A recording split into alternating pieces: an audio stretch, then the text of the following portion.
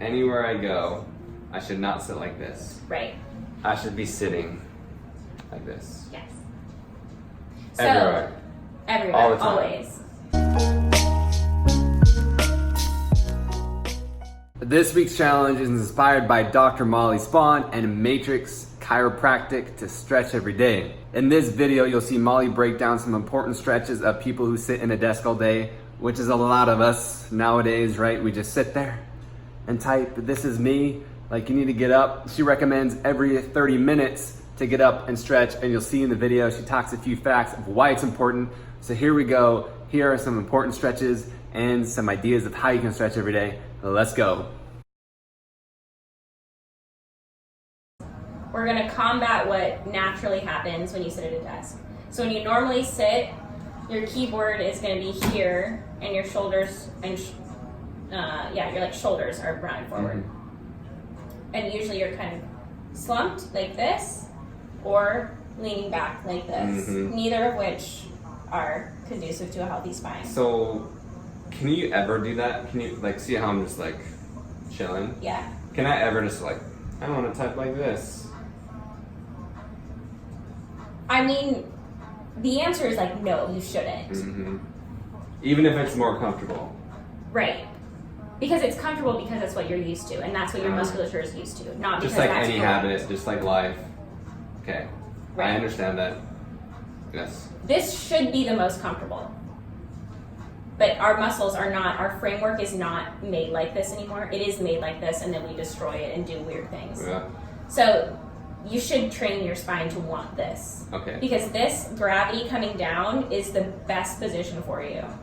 Because all the gravity is going down your spine like a spring. Have I drawn that picture for you before? Spring, I think. Like how your curve is like this. Yeah. So with gravity coming down, it's going to be like a spring. Mm-hmm. So this should be the most comfortable, non-gravity, weight-bearing, best on your discs in your back position.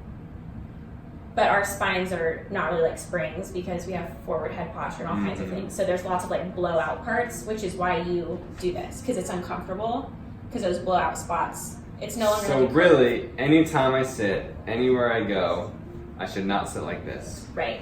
I should be sitting like this. Yes. Everywhere. Everywhere. All the time. Always. Toward the edge of your seat. As I sit back. Perfect. Cool. Noted.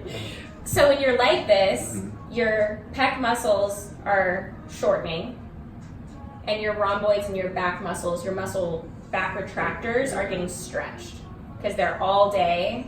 You're sitting like this instead of where you should be with your pec muscles, with them being equal and opposites, holding you erect. What are like the long-term effects of sitting like this? So there's a lot of studies done on degenerative problems, whether that be disc degeneration, spine degeneration, even brain degeneration in terms of Alzheimer's and dementia and all kinds of things, studied with that forward flexion because it affects your frontal lobe of your brain, which does posture and high functioning thought processes like problem solving and all kinds of things that keep your brain sharp also start to shut off when you go, because this is like a rest mode. Like your body and your brain recognizes this as like fetal position, rest, shut down. It's not like high alert.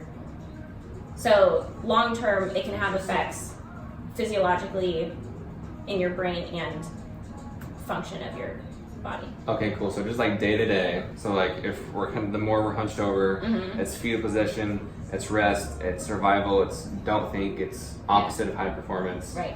Versus when we're alert, that's the opposite. We're ready to rock and roll. Right. Like, So when you're sitting and studying, or not studying, I'm a student, I've been a student for too long. When you're working, you should not think about like just rolling your shoulders back. You want to think about lifting your sternum up so it brings your head back too. Because that opposition is really bad for your neck. Like we talked about with your head being heavy. So like if you bring your shoulders back, there's still opposition, and that's where all that muscle tension between your shoulder blades starts. So what you need to do is bring your head back with it so that your ears should be over your shoulders. And they're not right now. They're not. What I do when I'm sitting like actually at my computer, I think I'm all the way down. I go all the way down.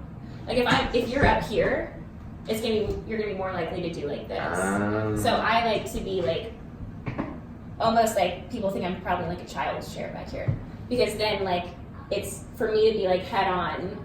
I'm like the most I have to sit up, or I like can't reach.